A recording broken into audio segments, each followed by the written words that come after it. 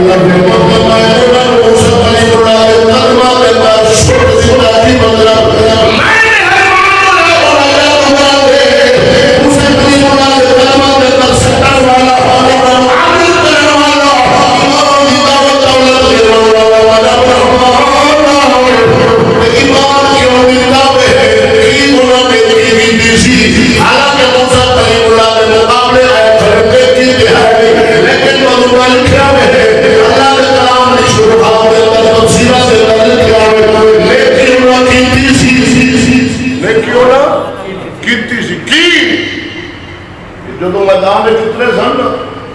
ہے کافر سن جادوگر، لیکن انہوں کیتا ہے کہ آدھے جادو کا حملہ نہیں کیتا، وار نہیں کیتا، پہل نہیں کی۔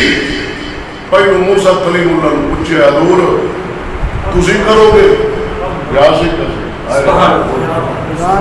روزات ایسی رب رحمان رحیم انہا کو عمل پچھو پوری زندگی کفر گمراہی، لیکن انہوں نے پوچھے حضور پہل تسی کرو گے